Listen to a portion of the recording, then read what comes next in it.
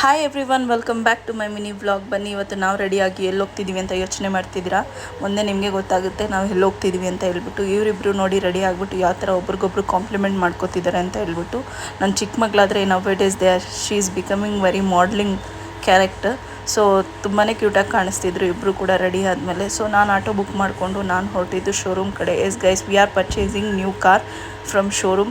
ನಾವು ಪ್ರೀವಿಯಸ್ ಕೂಡ car use ಮಾಡಿದ್ವಿ, ಬಟ್ ನಮ್ಮ ಆಲ್ಟೋ ಎಲ್ಲ ಇದ್ದಿದ್ದು ಸೆಕೆಂಡ್ ಹ್ಯಾಂಡ್ ಶೋರೂಮಿಂದ ಪರ್ಚೇಸ್ ಮಾಡಿದ್ದು. But is time we are purchasing from a new brand showroom car.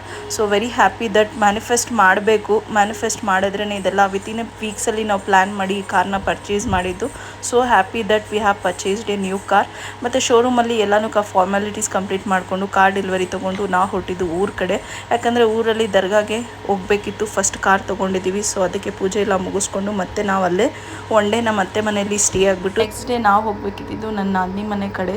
So ಅವ್ರು ನಮ್ಮನ್ನ ಲಂಚ್ ಮತ್ತು ಡಿನ್ನರ್ಗೆ ಇನ್ವೈಟ್ ಮಾಡಿದರು. ಸೊ ಬೆಳಗ್ಗೆನೇ ಎದ್ದು ಫ್ಯಾಮಿಲಿ ಸಮೇತ ಎಲ್ಲ ರೆಡಿಯಾಗಿ ಸೊ ನಾವು ಹೊರಟಿದ್ದು ನನ್ನ ನಾದಿನಿ ಮನೆ ಕಡೆ. ನಾವು ಅಲ್ಲಿ ರೀಚ್ ಆಗೋಷ್ಟರಲ್ಲೇ ನನ್ನ ನಾದಿನಿ ಆಲ್ರೆಡಿ ವೆರೈಟೀಸ್ ಆಫ್ ಡಿಶಸ್ನ ಕುಕ್ ಮಾಡ್ತಿದ್ಲು. ಮಧ್ಯಾಹ್ನ ನಮ್ಮ ಲಂಚ್ಗೆ ದಾಲ್, rice, kebab, varieties of side dishes, ಮತ್ತು ಈವ್ನಿಂಗ್ ಬಿರಿಯಾನಿ, ಕಬಾಬ್ ಮತ್ತು ಪಾಯಸ ಎಲ್ಲ ರೆಡಿ ಮಾಡಿದ್ಲು.